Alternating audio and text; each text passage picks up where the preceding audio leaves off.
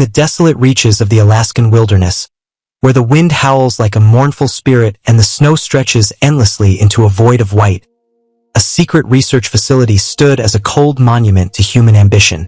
It was here, in the summer of 1985, that I, a Marine named Daniel Callahan, found myself thrust into a nightmare that would haunt me for the rest of my days. My team, handpicked specialists in tactics, medicine, and technology, was sent to this isolated outpost on a mission cloaked in secrecy, with orders to assess, contain, and neutralize a biohazard threat that had severed all communication with the outside world. What we uncovered was no mere biological anomaly but a sentient predator known as the Hydra, a parasitic organism born from the hubris of science, capable of infiltrating human hosts, manipulating their minds, and assimilating them into a collective consciousness that defied all natural laws. As the facility's sterile corridors became a battleground, we fought not only against the Hydra but against our own comrades, their eyes vacant and their bodies no longer their own, puppets of an entity that learned, adapted, and hunted with a terrifying intelligence. This is the story of our descent into that frozen hell, a tale of survival against an enemy that lurked within us, a nightmare that left me questioning the very nature of humanity. Could you face a threat that turns your closest allies into your deadliest enemies, knowing that every moment might be your last? Would you have the courage to fight on, even as the line between friend and foe blurs into a chilling void? The mission began in the cavernous belly of a C-130 cargo plane, its metallic hull reverberating with the low hum of engines as we hurtled through the sky toward an unknown fate. My team, a tight-knit band of Marines, was a mosaic of skills and temperaments, each of us handpicked for a mission that command had shrouded in ominous ambiguity. There was Sanchez, our demolitions expert, leaning against the cold steel wall, his dark eyes glinting with a reckless humor as he cracked jokes to break the tension, his voice echoing in the hollow space like a defiant challenge to the silence. Miller, our tactical officer, stood near the center of the plane, her posture rigid, her blonde hair pulled back tightly, a faint smile tugging at her lips as she tried to mask the anxiety that flickered in her green eyes. Miles, our medic, sat quietly on a bench, his hands folded in his lap, his glasses reflecting the dim overhead lights as he stared into the distance, his mind clearly wrestling with the uncertainty that awaited us. Around us, 24 other Marines sat in stoic silence, their faces etched with the grim determination of soldiers who knew they were heading into the unknown. The air inside the plane was heavy, the kind of oppressive stillness that presses down on you, amplifying every sound. The creak of the benches, the rustle of gear, the steady drone of the engines. I sat among them, my rifle resting across my knees, my fingers tracing the cold metal as I tried to steady my breathing. We were a unit forged in the crucible of training, our bond unshakable, or so I thought. But as the pilot's voice crackled over the intercom, announcing our ETA of 15 minutes, a shiver ran through me, a premonition of the horror that awaited us. Miller stood, her grip tightening around the metal pole in the center of the plane, her voice cutting through the hum of the engines like a blade. "Listen up, everyone," she began, her gaze sweeping over us, locking eyes with each Marine in turn, her tone steady despite the tension that hung in the air like a storm cloud. "Our mission is straightforward. We've been called to an isolated research facility in Alaska. Command hasn't given us much intel, but they've stressed it's a biohazard situation." The word biohazard hung in the air, a silent specter that seemed to coil around us, tightening its grip with every passing second. Miller paused, letting the weight of her words settle, her eyes narrowing as she continued. "We're going in blind. Our objective is to assess and neutralize whatever threat is in that facility. Our priority is to contain the situation, secure the area, and extract any surviving personnel if possible." Sanchez, who had been half listening, raised an eyebrow, his grin widening as he leaned back against the wall. "Just a typical day at the office, huh?" he quipped, his voice laced with a bravado that felt forced, a shield against the fear we all felt creeping in. Miller shot him a stern glance, her lips pressing into a thin line. "This is serious, Sanchez. This isn't some training drill. Whatever happened at this facility was bad enough to completely cut it off from the outside world. Her words were punctuated by a sudden bout of turbulence, the plane shuddering violently as if the Alaskan wilderness itself were reaching up to claim us. I gripped the edge of my seat, my knuckles whitening, the motion a physical echo of the mounting tension that gripped us all. But Miller's voice remained steady, a beacon in the chaos, her words slicing through our unease like a lifeline. Remember, we stick together. Keep your heads on a swivel and your radios open. We don't know what we're walking into, but we've got each other's backs. That's how we get through this. Her gaze lingered on me for a moment, and I nodded, a silent acknowledgement of the trust we shared, the unspoken promise that we would see this through together. As the cargo door ground open, the harsh reality of our destination assaulted us. A biting wind tore through the plane, carrying with it the scent of snow and pine, a stark reminder of the godforsaken land we had entered. We disembarked, our boots crunching against the frozen ground, our breath forming white clouds in the frigid air. In the distance, the research facility loomed like a monolith of steel and concrete, its silhouette a harsh contrast against the pristine expanse of the Alaskan wilderness. The primary building towered over the landscape, its metal walls defiant against the relentless winds that battered it, while smaller structures branched out like the limbs of some ancient, mechanical beast, labs, offices, and living quarters, all encased within a high perimeter fence topped with barbed wire, a silent warning of the secrets it held. Beyond the facility, the landscape stretched endlessly, a white canvas of snow unbroken except for the shadowy outline of a distant forest, its trees standing like sentinels guarding a realm untouched by man. The air was sharp, cutting through our gear like a blade, and I pulled my jacket tighter, the cold seeping into my bones as we approached under Miller's cautious lead. Eyes peeled, everyone, she warned, her voice low but firm, her rifle at the ready as we moved forward. This place is a ghost town. The words sent a chill down my spine, one that had nothing to do with the Alaskan cold. As we stepped into the shadow of the facility, its silent presence mocking us with the promise of horrors yet to come. The moment we crossed the threshold of the research facility, the contrast to the harsh wilderness outside was jarring. The sterile expanse of white and steel stretched before us, the air stale and kissed with frost, the corridors lined with fluorescent lights that flickered intermittently, casting long, unsettling shadows that seemed to dance at the edges of our vision. Each room we passed was a carbon copy of the last. Cold steel tables, high-tech equipment lying dormant, white boards filled with complex equations and diagrams that hinted at the scientific ambition that had once thrived here. But the signs of hurried abandonment were everywhere. Overturned chairs, papers strewn across the floor, coffee mugs left half-drunk, their contents frozen in time by the unrelenting cold. The first room we entered was a lab, its surfaces cluttered with high-tech equipment. Magnified images of cells frozen on screens, petri dishes and microscopes scattered haphazardly, arrays of biomedical tools knocked over in what seemed like a desperate escape. Notes scribbled in hurried handwriting lay aimlessly around, printouts with highlighted sentences offering cryptic glimpses into the work that had been abandoned here. A recreation room followed, its ghostly silence hanging over abandoned board games and unread books. A forgotten mug of coffee now frozen solid at the corner of a table, a poignant symbol of life interrupted. The main control room was next, its screens flickering with surveillance footage of the facility, most of them showing deserted corridors and labs, but some displaying security doors marked quarantine, still sealed shut, their ominous red lights a silent warning of the horrors that might lie beyond.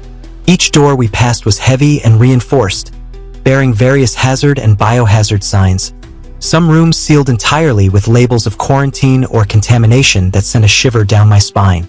In a common area, the stillness was almost unbearable.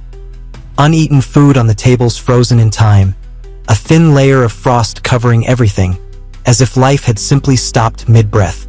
Personal items were scattered around. A scarf draped over a chair, a book left open on a table, a pair of glasses resting on a counter, their lenses reflecting the flickering lights. The absence of sound was profound, a deafening silence punctuated only by our footfalls and the occasional creak of the building settling in the cold, each noise amplified by the emptiness that surrounded us.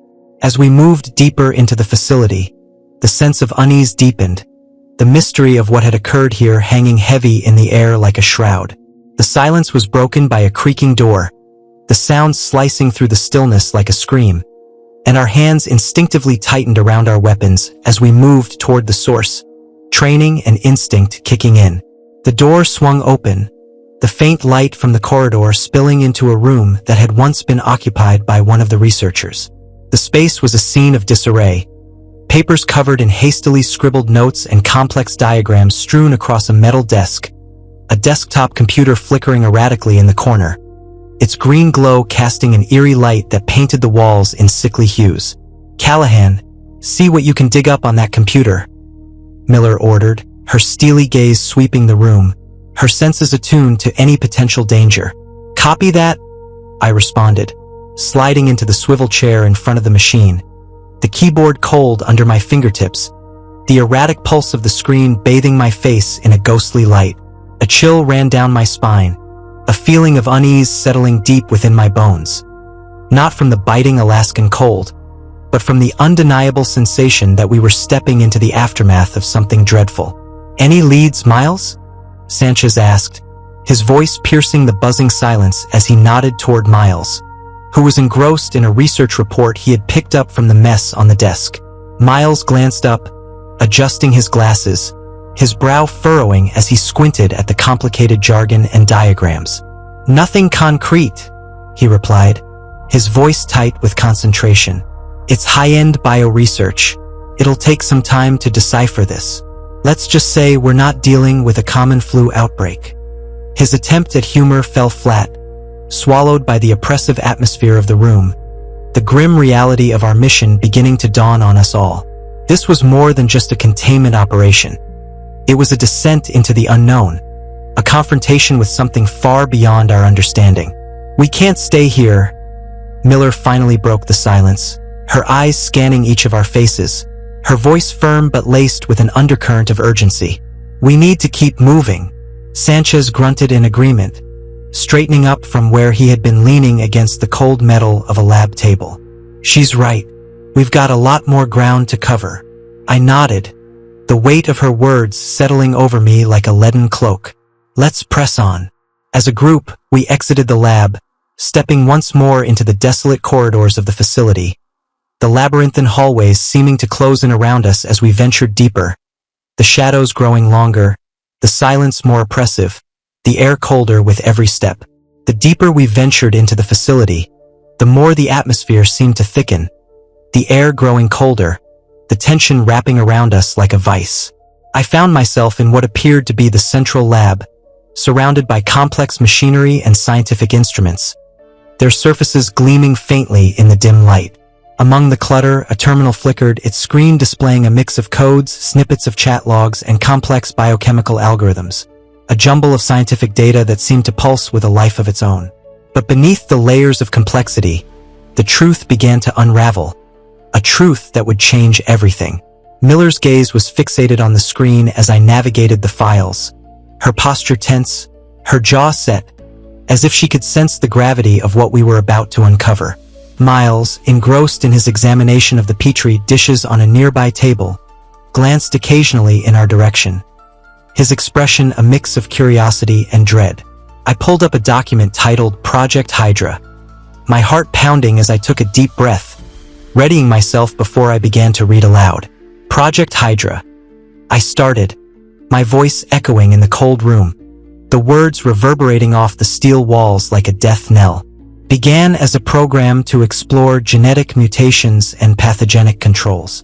The aim was to engineer an organism for defensive purposes, a tool for infiltrating and incapacitating enemy systems. I paused, letting the information sink in, the implications of the words sinking into my bones like a cold, creeping dread. The team around me was silent, their faces tight with anticipation, their breaths held as I continued. However, Hydra surpassed our control. Its rapid evolution morphed it from a tool into a sentient predator. I could hear a small intake of breath from the team, a collective gasp that mirrored the chill running down my spine, but I pressed on, the words spilling out like a confession, each one heavier than the last. The Hydra's intelligence is unprecedented in artificial organisms. It displays problem-solving skills, adaptability, and a capability to learn. Its cognitive processing surpassed our initial objectives. The room felt colder as I relayed the details, the air seeming to close in around us, the hum of the terminal growing louder in the silence. The Hydra is a parasitic organism, I continued, my voice steady despite the tremor in my hands.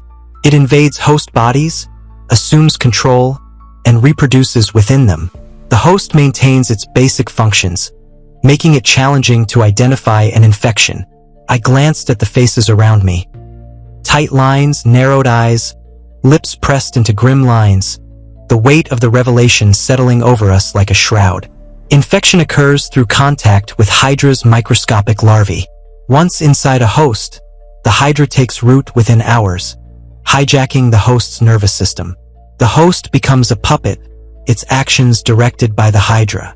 A silence followed as I paused, the words hanging in the air like a death sentence, the reality of what we were facing sinking in. Hydra doesn't just infect, I added, my voice dropping to a whisper, the final piece of the puzzle falling into place with a horrifying clarity. It assimilates and manipulates, incorporating the host into its collective consciousness. When mature, the organism releases a swarm of new larvae by literally bursting from the host, discarding the empty shell. The silence in the room was deafening, the eerie hum of the computer the only sound, its blinking light casting an ominous glow across our faces, a silent testament to the nightmare we had stumbled into. The terminal blinked, and a video file opened, its play button pulsating ominously, a silent invitation to witness the horror firsthand. With a glance at the others, I hit play, the screen flickering to life with a timestamp in the corner. Dated 2 months ago, a mere snapshot of the facility's final days. A man appeared on the screen, his face pale, his eyes shadowed with the deep lines of sleep deprivation, his voice hoarse and weary as he began to speak. Log 457, Project Hydra, he said, his tone trembling with a fear that seeped through the screen, wrapping around us like a cold hand.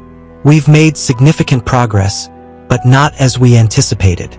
He stepped aside, revealing a large petri dish behind him, and the camera zoomed in, capturing the Hydra in action. At first glance, it looked like a mere blur of motion, a shimmering mass of indistinct shapes, but then I realized what we were witnessing. The organism was moving, its form changing and pulsating, a disturbing, alien dance that was both fascinating and horrifying. The Hydra is demonstrating an alarming rate of evolution, the scientist continued, his voice trembling slightly, his hands shaking as he gestured toward the dish. Its adaptability is unlike anything we've ever seen. It's learning at an exponential rate. He paused, looking directly into the camera, his eyes wide with a terror that seemed to reach through the screen, gripping my heart with icy fingers. But it's not just learning, he whispered, his voice barely audible over the hum of the Hydra in the background. It's adapting, changing. Suddenly, the petri dish behind him shattered, the Hydra, once a microscopic blur, now grown, its form spilling over the broken glass, a writhing mass of pulsating tendrils that seemed to pulse with a life of its. The scientist's face drained of color, his eyes wide with horror as he backed away from the table. His gaze locked onto the creature. We've lost control, he whispered, his voice a broken plea, the video ending abruptly, the screen going black, leaving us in a silence that felt heavier than ever. The scientist's last words echoed in our minds. It's learning, adapting, we've lost control. A haunting refrain that lodged itself in my throat, the raw, unadulterated terror in his eyes a mirror to the fear that now gripped us all. We weren't just dealing with a biological threat. We were up against an entity that was intelligent, that was learning, and worst of all, that was out of control. All right, let's keep moving, Miller announced, her voice echoing in the room. A newfound resolve in her eyes that spread through us like a spark, a determination to face the nightmare head-on, no matter the cost. As we delved deeper into the labyrinth of sterile corridors, the facility's deathly silence seemed to grow heavier, the atmosphere thick with a dread that clung to us like a second skin. The frozen hallways stretched endlessly before us, their walls closing in with every step, the flickering lights casting shadows that seemed to writhe at the edges of our vision, as if the facility itself were holding its breath, waiting for the inevitable. Something began to gnaw at the edge of my consciousness, a suspicion that had been brewing since we first stepped into this frozen tomb, a feeling that we were not as alone as we thought. One of the Marines, Johnson, seemed slightly off, a subtle shift that set my nerves on edge. He had been his usual self earlier, cracking jokes alongside Sanchez, his laughter a comforting echo in the cold plain. But now that laughter was absent, his gaze distant, his movements unnaturally deliberate, as if he were moving through a fog. "Hey, Johnson," I called out, watching him closely, my voice low but firm. "You all right?" He glanced back at me, offering a weak smile that didn't reach his eyes, his face pale in the dim light of the corridor. "Yeah, just tired, Callahan," he replied, his words doing little to alleviate my concern, the hollowness in his tone sending a shiver down my spine. It wasn't just fatigue. There was something else, something I couldn't quite name, a lack of the usual spark in his eyes, his cheerfulness replaced with an uncharacteristic quietude that felt wrong, alien, as if the Johnson I knew had been replaced by a shadow of himself. I shook off my worries, convincing myself that it was the stress of the mission, the disturbing revelations about the Hydra that were getting to him.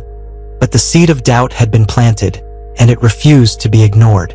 As we pressed further into the facility, the atmosphere grew colder, the tension thicker, the team that had once been a cohesive unit now seeming fractured, everyone moving with a heightened sense of caution, their eyes darting to the shadows, their hands never far from their weapons. I couldn't help but notice that gradually, some of the members of our team had grown distant, hollow, their movements sluggish, their voices muted, as if they were no longer fully present. I motioned for Miller to follow me, stepping away from the group under the guise of checking our location on a facility map we had found earlier, my heart pounding as I led her to a quiet corner of the corridor. When we were far enough away, I lowered my voice, my words trembling with the weight of my suspicion. "Miller," I started, struggling to keep my voice steady. "I think we may have a problem." She raised her brows in silent inquiry, her green eyes searching mine, waiting for me to continue. "The others," I said, glancing over at the rest of the team, who were gathered around the map we had left behind as a decoy, their movements slow, their faces blank. "I think they're changing." A flicker of concern crossed her face, and she turned to look at the team, her posture stiffening as she took in their unnatural stillness. "Changing?" she asked, her voice low, a note of alarm creeping into her tone. "What do you mean?" "I mean," I paused, swallowing hard, the words sticking in my throat like a bitter pill. "I think they're infected."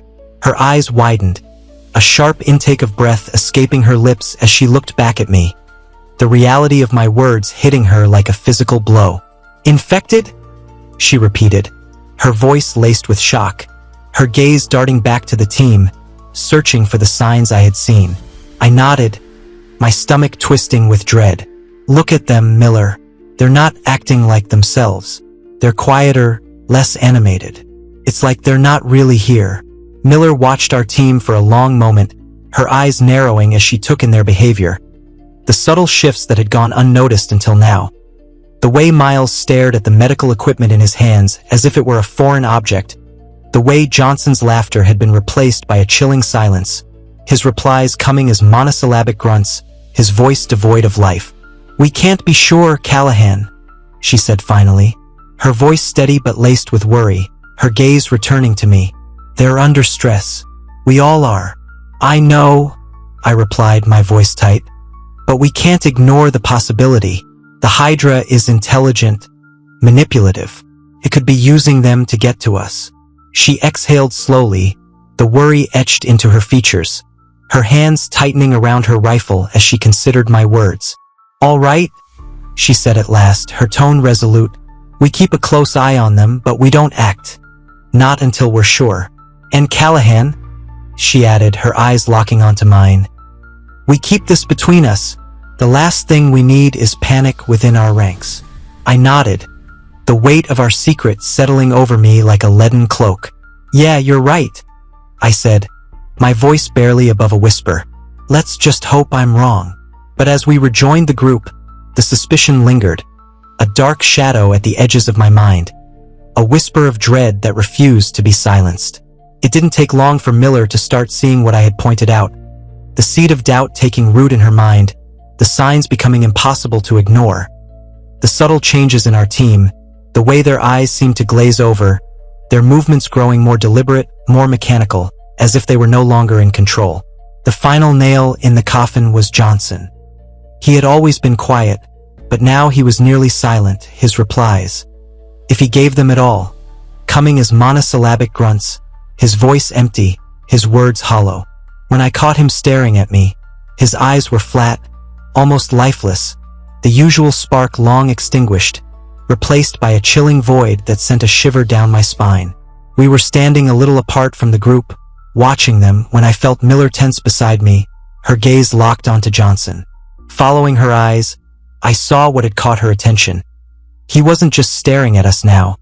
He was studying us, an unsettling focus in his gaze, a predator's intensity that made my blood run cold. You see it now, don't you? I asked, my voice barely above a whisper, my heart pounding as I met her alarmed gaze. She nodded, her face pale in the dim light of the corridor, her lips pressing into a thin line. Yes, she admitted, her voice trembling with the weight of the realization. I do. With that affirmation, our mission gained a new layer, a chilling complexity that turned our world upside down. It wasn't just about fighting a monster anymore. Now we were fighting our own.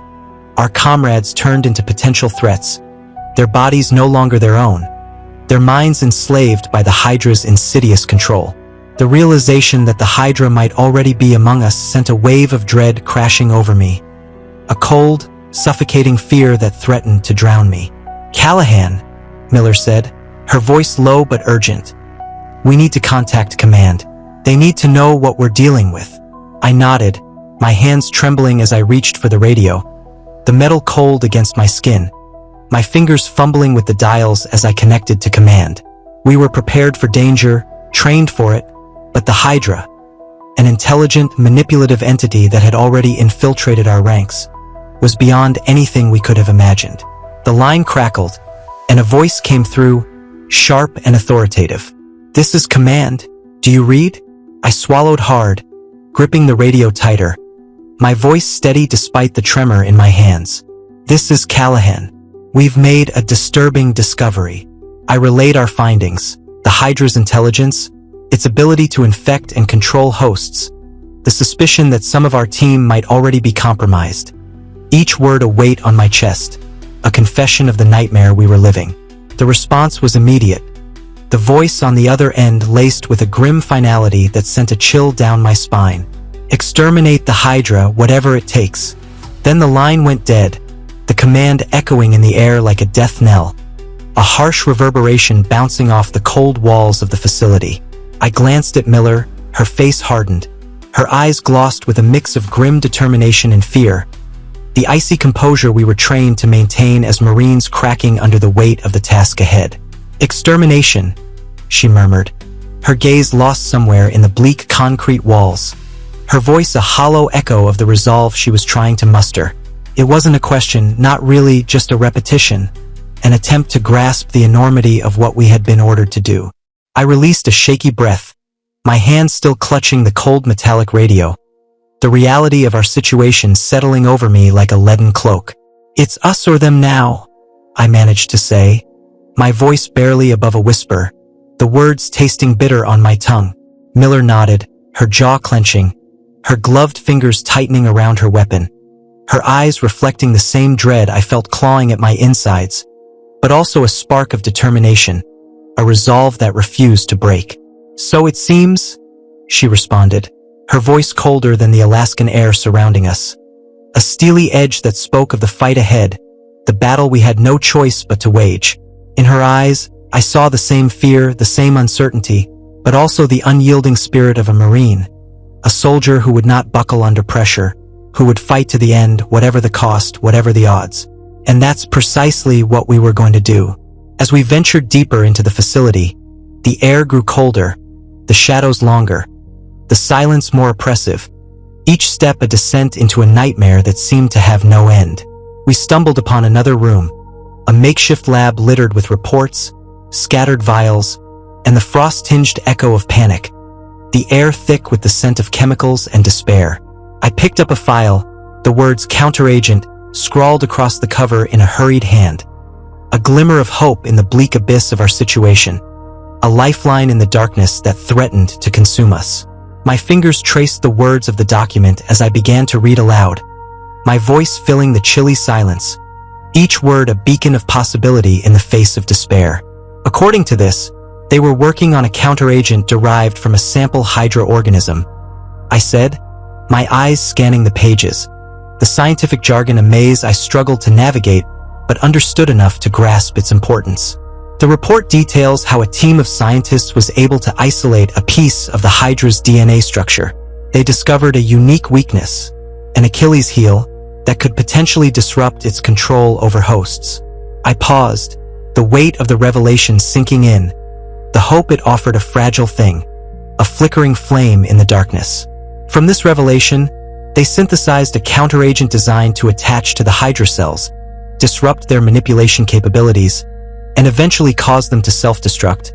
I continued, my voice steady despite the tremor in my hands. The counteragent operates on two levels. First, it's designed to break the Hydra's control over the host, and second, it triggers an internal reaction within the Hydra, causing it to self-destruct. My eyes flickered to Miller, the gravity of our situation mirrored in her gaze, her face pale but resolute, her hands tightening around her rifle as she processed the information. If we can find this counteragent and administer it, we might have a chance at eliminating the Hydra, I said, my voice laced with a desperate hope, a longing for a way out of the nightmare, possibly even save our team. But there was a catch, a shadow that loomed over the promise of salvation, a bitter truth that I couldn't ignore. The file reveals that the counteragent was still in its experimental phase when the facility went dark. I added, my heart sinking as I read the final lines. The scientists had planned to test it but never got the chance. So it's a gamble, Miller murmured, her gaze dark, her voice heavy with the weight of the decision we faced, the uncertainty that lay ahead. A gamble indeed, I replied, my voice low, the reality of our situation settling over us like a leaden cloak, a choice that could save us or lead us to the same fate as the scientists who had never gotten to see their experiment through. Their hopes and dreams frozen in time alongside their bodies. The hope offered by the counteragent was short-lived, a fleeting dream shattered by the reality of the nightmare we were living. A shift in the room, a tension that seemed to move through the air, a low, threatening growl rumbling from one of our team. A man whose usual soft-spoken nature had been replaced by something inhuman, something alien. The infected, under the Hydra's influence, were showing their true colors, their bodies stiffening, their eyes flickering with a mix of aggression and fear, their movements no longer their own, the Hydra within them manipulating their actions, turning them into weapons against us. The quiet tension in the room exploded into chaos as the infected Marines lunged at us, their faces devoid of the camaraderie we had once shared, their eyes vacant, their movements controlled by the Hydra's insidious will. I saw Johnson, a man I had shared beers and laughs with, now a puppet on the Hydra's strings, bearing down on me, his eyes once full of life now empty, filled with an alien hostility that sent a shiver down my spine. I barely managed to sidestep his attack, my heart pounding as I raised my rifle, the reality of what I had to do a bitter weight on my chest.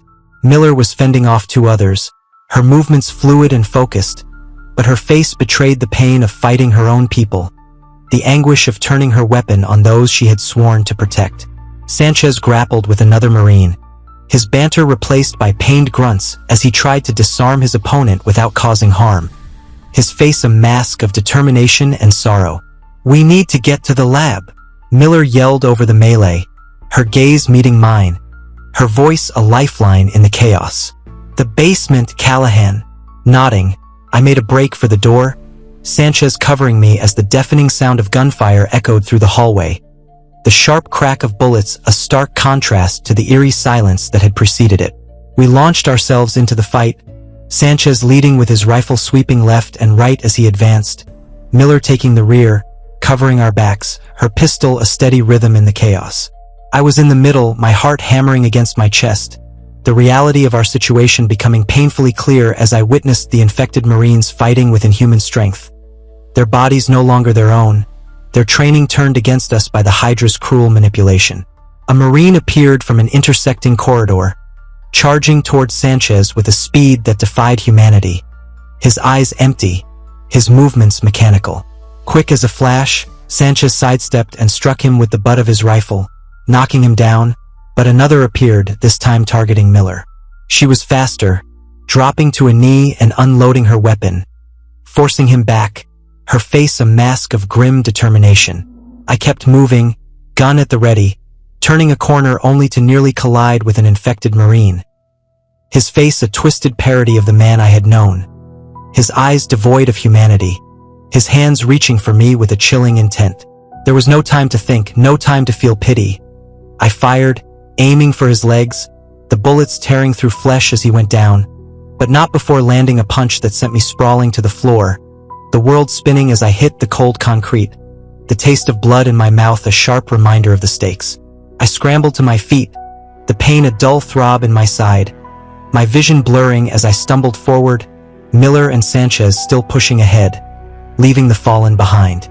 The fallen Marine reached out, his eyes wide and pleading, the human part of him still trapped within his own body. A chilling sight that haunted me as I moved on. "Stay down," I warned him, my voice trembling with a mix of fear and sorrow, before stumbling forward to catch up with the others. Sanchez's rifle echoed in the distance, punctuated by the sharp crack of Miller's pistol. The sounds a grim symphony of survival as I forced my legs to move faster, my breath coming out in white puffs in the freezing air, my side throbbing with each step. I rounded another corner, skidding to a halt as the hallway ended abruptly, replaced by a steep staircase leading down into darkness. The basement, our destination, our last hope. The door at the top was just closing, Miller and Sanchez already through, their forms disappearing into the shadows below. With one last burst of energy, I sprinted for the door, the chilling screams of the infected echoing behind me, a haunting chorus that drove me forward. I leaped, catching the edge of the door just in time, the sharp metal cutting into my palm as I pulled myself through, the door slamming shut behind me with a resounding bang, silencing the chaos of the upper levels. I was greeted by an eerie quiet, the air heavy with the scent of chemicals, a stark contrast to the violence I had just escaped. I shuddered, forcing myself to my feet, my hand throbbing, my breath ragged as I joined Miller and Sanchez, their faces stern, their weapons at the ready, a silent acknowledgement passing between us. We knew what had to be done, and we would do it together, no matter the cost. The descent into the basement was steep, each step echoing ominously in the darkness, the chill of the air deepening, seeping through our gear, a cold that seemed to wrap around us like a shroud. The basement was a sprawling maze of labs and storage, shrouded in shadows, the eerie silence broken only by the occasional hum of still-functioning equipment, a faint reminder of the life that had once thrived here. We moved cautiously, alert to every sound, every movement, the echo of our own footsteps loud and disorienting, the sense of dread stronger here, a palpable weight that pressed down on us, threatening to crush us under its intensity. We reached the first lab, its door half open, the room within dimly lit, the shadows stretching long and thin across the walls, their shapes distorted, menacing, as if the darkness itself were alive, watching us, waiting for us to make a mistake. I peeked in, my heart in my throat, my rifle at the ready as I scanned the room. A quick sweep revealed nothing more than abandoned equipment and half-finished experiments, the remnants of a scientific endeavor that had spiraled into chaos. "Clear?" I murmured, pulling back, my voice low, my breath catching in my chest as I gestured for Miller to continue down the hallway. We made our way from room to room, finding nothing but the echoes of the horror that had unfolded here, the air thick with the scent of chemicals and despair, the silence a heavy weight that seemed to press down on us, suffocating us with its intensity. That's when we heard it. A low growl resonating through the silent basement, a sound that made the hair on the back of my neck stand up, a primal warning that sent a shiver down my spine. I glanced at Miller and Sanchez, their faces mirroring my own fear and determination, their hands tightening around their weapons as we moved toward the source of the sound, our steps slow, deliberate, each one a step closer to the unknown. "The last lab is just ahead," Miller stated quietly, gesturing to a door at the end of the corridor, the growl growing louder, more distinct, turning into a deep, pulsating hum that seemed to vibrate through the air. Through us, a sound unlike anything we had ever heard, a harbinger of the horror that awaited us. Guns at the ready, we approached the door, the hum intensifying, a physical force that seemed to press against us, urging us to turn back, to flee, but we pressed on, driven by a desperate need to end the nightmare, to find the counteragent, to save our team, to survive. As Miller reached out to open the door, I gripped my weapon tighter, bracing for the unknown, my heart pounding in my chest, my breath shallow, the hum a constant reminder of the danger that lurked within. The door swung open, and we stepped into the lab, the hum intensifying, vibrating through the air, through us, a sound that seemed to pulse with a life of its own, a living thing that demanded our attention, that drew our eyes to the center of the room where a large cylindrical tank stood, filled with a glowing, pulsating mass, its swirling colors shifting within, a mesmerizing, horrifying dance that sent a chill down my spine. "This is the Hydra," I whispered, my voice barely audible over the hum, my eyes locked onto the mass, the realization a cold weight in my chest, a confirmation of the nightmare we had been chasing. "It has to be." Rows of computers lined one wall, their screens flashing with data, and I noticed one terminal displaying a complex chemical structure, a note beside it reading Hydra counteragent. A beacon of hope in the darkness, a promise of salvation that seemed almost within reach. "What the hell?" Sanchez breathed out, his gaze locked onto the contained Hydra, his voice trembling with a mix of awe and fear, the pulsating mass a stark reminder of the enemy we faced, its glow casting eerie shadows across the room, their shapes distorted, menacing, a silent promise of the battle to come. A secondary chamber caught my eye, its glass walls revealing rows of refrigerated storage units, the counteragent, if it existed, likely stored within, a fragile hope that we clung to with all our might. "Miller," I said, pointing toward the chamber, my voice steady despite the tremor in my hands. "The counteragent should be in there." She followed my gaze, nodding briefly, her face set in a mask of determination. "Sanchez Callahan on me," she ordered, her voice firm, her eyes reflecting the same resolve that burned within me. A shared determination to end the nightmare, to find the counteragent, to save our team, to survive. "Let's get what we came for." Our footsteps echoed in the room as we moved toward the chamber, the Hydra's pulsing growl growing louder, matching the pounding in my chest, a constant reminder of the danger that surrounded us, a silent promise of the battle to come. As we reached the chamber door, a loud crash came from behind us, the sound shattering the tense silence like a gunshot, sending a jolt of adrenaline through my veins. We whipped around, just in time to see the entrance to the lab ceiling shut, a thick metal door sliding into place with a resounding thud, trapping us inside with the Hydra, its pulsing glow casting an eerie light across the room, its hum a constant reminder of the danger we faced. "It's trapped us in here," Miller whispered, her face paling, her voice trembling with a mix of fear and determination, her hands tightening around her rifle as she scanned the room for any sign of escape. Our gaze shifted back to the Hydra, its pulsing growing erratic, faster, the room filling with an unseen tension, a sense of imminent danger that pressed down on us like a physical weight, a silent promise of the battle to come.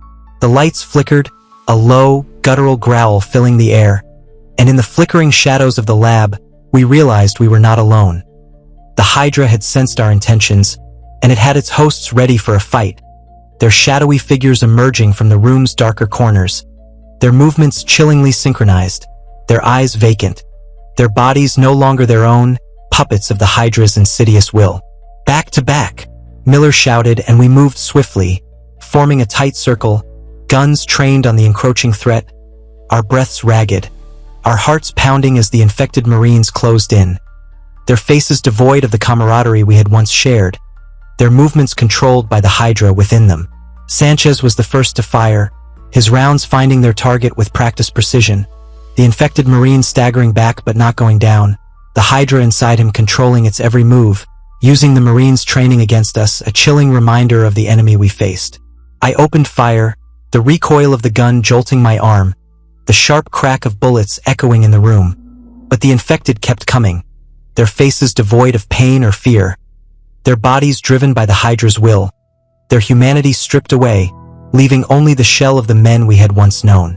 Miller was at my side, her gun spewing fire, her movements fluid and precise, her face a mask of grim determination as we stood our ground, the crack of gunfire and the grunts of effort the only sounds over the hum of the Hydra, a grim symphony of survival that seemed to stretch on forever.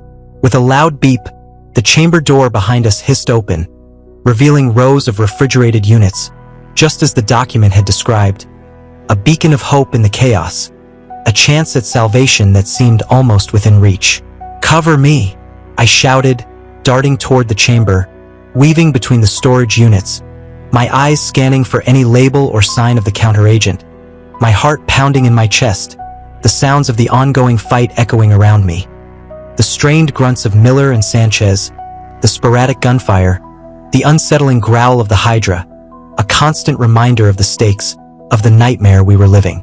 And then I saw it, a small vial marked with a biohazard symbol and the word counteragent. A fragile hope that seemed to glow in the dim light, a lifeline in the darkness that threatened to consume us. I reached for it, my hand shaking, my breath ragged, but before I could grab it, a force slammed into me, sending me sprawling to the ground, the cold metal floor biting into my skin as an infected Marine Lou met over me, his eyes empty, his movements controlled by the Hydra within him, his hands reaching for me with a chilling intent. I didn't have time to fight him off. I needed to get that counteragent, needed to end the nightmare, needed to save my team, to survive.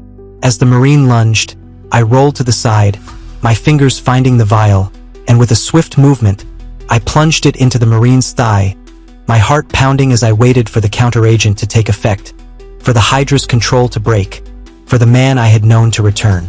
But nothing happened. He stumbled back, the rage in his eyes unextinguished, the counteragent failing to elicit any change. Our only hope a bitter disappointment that shattered the fragile dream of salvation. The gamble hadn't paid off, despair tugging at my heart, a cold, suffocating weight that threatened to drown me. But there was no time for it. The Marine lunged again, his movements faster, more aggressive, the Hydra within him driving him forward with a relentless fury. I dodged, and in a swift, practiced motion, landed a powerful punch to his jaw, followed by a kick that knocked him off his feet. Knowing there was nothing I could do to help him now, the reality of our situation a bitter weight on my chest. I put 2 bullets in his chest, the sharp crack of the gun a final, heartbreaking farewell to the man I had once known, the man who was now nothing more than a puppet, a shell, a victim of the Hydra's insidious control.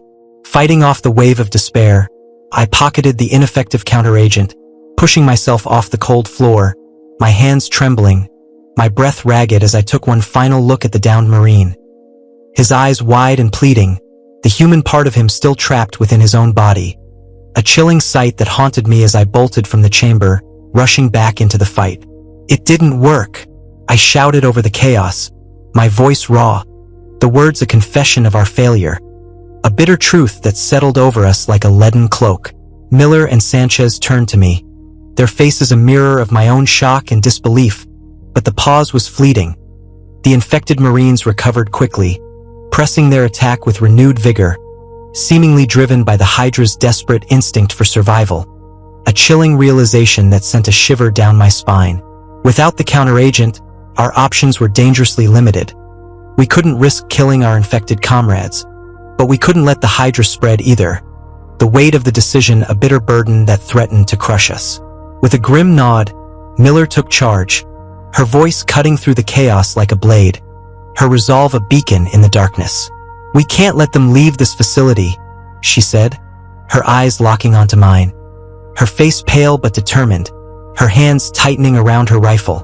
"We need to contain them. Buy ourselves some time to figure out another plan. A plan. Yes, we needed a plan, but the ideas evaded me, lost in the sea of chaos and the adrenaline pumping through my veins. The reality of our situation a bitter weight that threatened to crush us. We fought back, aiming to incapacitate, to delay. Each bullet fired a betrayal, a heartbreaking necessity in the face of the nightmare we were living. The firefight a twisted dance of survival and desperation. Each passing moment a battle against the Hydra's insidious control. Miller, Sanchez, and I continued to hold our ground, our bodies moving in a practiced rhythm born from countless drills and battles, our minds focused, our hearts heavy, the weight of our actions a bitter burden that threatened to break us. Sanchez, Miller, I shouted over the gunfire, pointing toward the closed door, my voice raw, my breath ragged as I formulated a desperate plan. A last-ditch effort to escape, to survive, to contain the nightmare within the walls of the facility. Cover me. They nodded, their focus persistent as they laid down a barrage of suppressing fire. Their weapons a steady rhythm in the chaos, a lifeline in the darkness that gave me the window I needed to make a break for the door.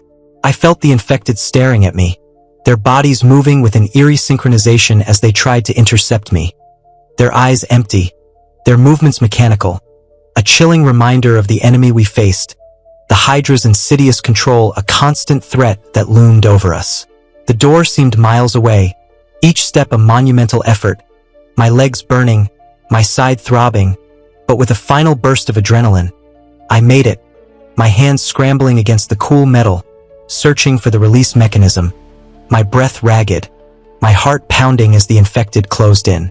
My fingers found the latch, and with a grunt, I threw my weight against it, the door giving way with a groan, a sliver of hope in the darkness that threatened to consume us. Move! I yelled, ducking through the doorway, Miller and Sanchez following close behind, their weapons continuing to fire until the last possible moment. The sharp crack of bullets a grim symphony of survival that echoed in the lab as the door slammed shut behind us. The resounding bang a temporary relief, a brief respite in the chaos, but we all knew the fight wasn't over. It had just changed arenas. As we reached the top of the basement stairs, the heavy metal door creaked open to a hellish sight. A gauntlet of infected Marines blocking our path, their bodies moving in unison, their eyes vacant, the hallway lights flickering above, casting an eerie glow on the scene, a nightmare tableau that sent my pulse racing, the thumping in my ears a frantic drumbeat against the silence. I raised my weapon, Miller taking position beside me, her training and instincts taking over, her face a mask of grim determination as she prepared for the fight ahead. Beside her, Sanchez gritted his teeth, his eyes fierce, his hands steady as he raised his rifle, ready to face the nightmare head-on. The first infected Marine lunged, and Sanchez met him head-on, his fist connecting with a sickening thud, the Marine stumbling back, but more took his place, their bodies moving in unison, their numbers overwhelming, a chilling reminder of the Hydra's control, its insidious while driving them forward with a relentless fury. Miller's gun came to life next to me, each shot precise and deadly, the corridor echoing with gunfire, the sharp crack of bullets a grim symphony of survival that seemed to stretch on forever. An infected Marine lunged at Miller, but she sidestepped, spinning on her heel and delivering a crushing blow to his midsection. Her movements fluid, her face a mask of determination and sorrow. I joined the fight, each shot from my gun pushing the infected back, but for each one that fell, another stepped up, their numbers overwhelming, their faces devoid of the humanity we had once known, their bodies no longer their own, puppets of the Hydra's insidious will. Suddenly, Sanchez shouted, his voice ringing clear over the roar of gunfire, his gaze meeting mine, a spark of something fiery and fierce burning in his eyes, a resolve that took my breath away. Go! He yelled, his voice a mix of urgency and determination, his hands steady as he dove back into the fight, his body a blur of motion as he held the infected at bay. Sanchez, we can fight them together, I shouted, my voice raw, my heart pounding as I raised my rifle, ready to stand by his side, to face the nightmare together, as a team, as brothers. But he cut me off, his voice firm, his eyes fierce, a silent promise that spoke of sacrifice, of courage, of the unyielding spirit of a Marine. "There's no time," he yelled, his voice a beacon in the chaos. A final farewell that broke my heart as he turned back to the fight, his body a shield between us and the infected, his sacrifice a bitter weight that settled over me like a leaden cloak. With a last look at Sanchez, Miller grabbed my arm, her grip tight, her eyes reflecting the same sorrow, the same determination, the same unyielding resolve that burned within me. Together, we broke through the remaining line of infected Marines, their bodies falling around us, their eyes empty, their movements mechanical, a chilling reminder of the enemy we faced, the Hydra's insidious control, a constant threat that loomed over us. We raced toward the exit, the echoing sound of Sanchez's fight following us, a haunting chorus that drove us forward, a final farewell to the man who had given everything to ensure our survival, his sacrifice a bitter weight that would haunt me for the rest of my days. The moment we burst through the final doors of the facility, the harsh light of the outside world was almost blinding, the cold air a sharp contrast to the stifling heat of the battle we had just escaped. Miller and I staggered a few steps before collapsing, our backs against the cold exterior of the facility, gasping for air, our breaths forming white clouds in the frigid air, the sound of our ragged breathing. The only thing filling the silence of the desolate landscape. The facility loomed behind us, its steel walls a silent testament to the nightmare we had endured, its dark secrets hidden within, a frozen tomb that held the echoes of our fallen comrades, the echoes of our failure, the echoes of our survival.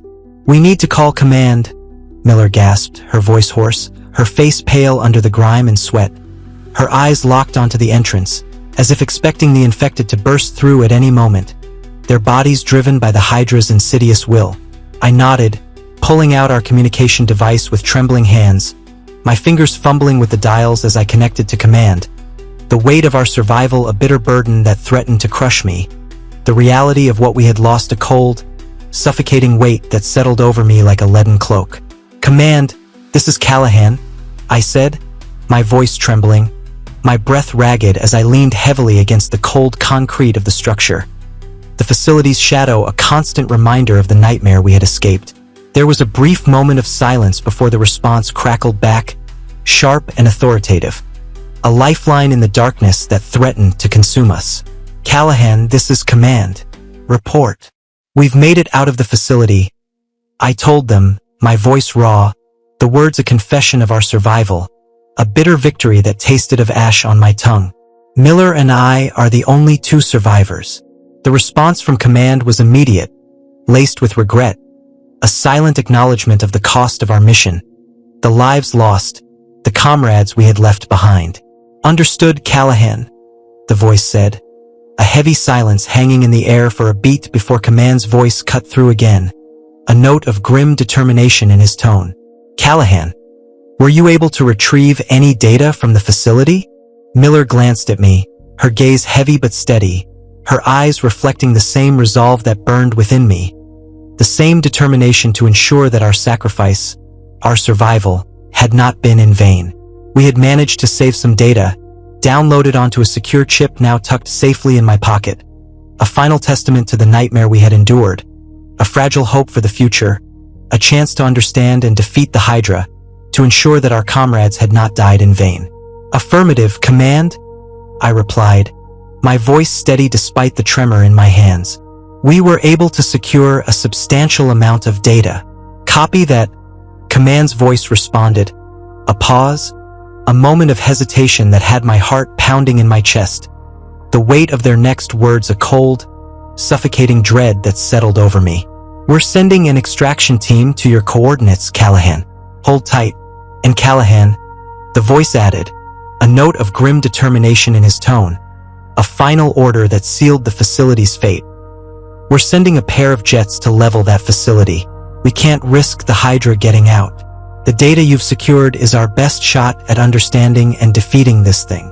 A chill ran down my spine at the command, the reality of what it meant a bitter weight on my chest, a final farewell to the facility, to the comrades we had lost, to the nightmare we had endured.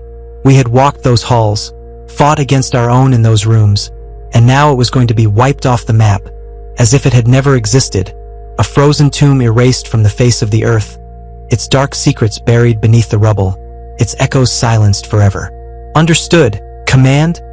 I replied, my voice steady despite the tremor in my hands, my eyes locking onto Miller's, a silent acknowledgement of the cost of our survival, the price we had paid, the lives we had lost.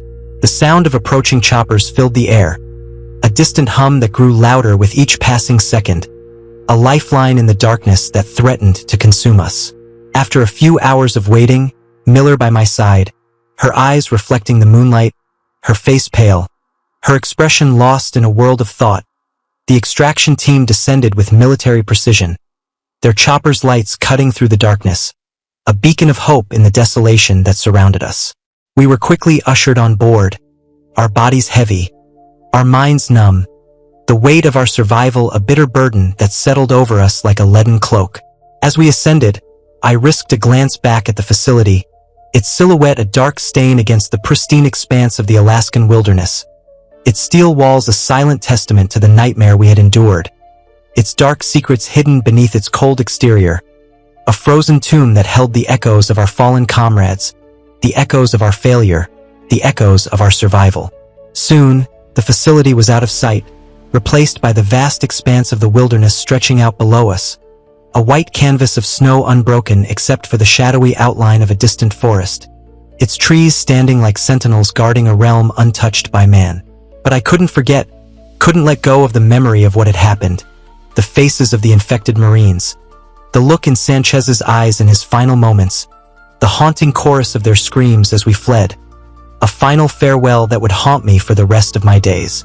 The sound of the jets passing overhead marked the end of our ordeal, their fiery destruction of the facility erasing the physical remnant of our nightmare, a final act of erasure that left nothing but ash and snow, a clean slate that belied the horror we had endured, the lives we had lost, the cost of our survival. We were safe, and it was finally over, but the weight of our survival, the cost of our victory, would haunt me for the rest of my days, a bitter reminder of the nightmare we had endured, the comrades we had lost, the enemy that had lurked within us, a whisper of the Hydra that would never truly be silenced. Could you face a threat that turns your closest allies into your deadliest enemies, knowing that every moment might be your last? Would you have the courage to fight on, even as the line between friend and foe blurs into a chilling void? The Alaskan wilderness holds many secrets, and the Hydra may be gone, but its whispers remain, a haunting echo in the darkness, a reminder of the price we paid, the cost of survival, the nightmare that will never truly end.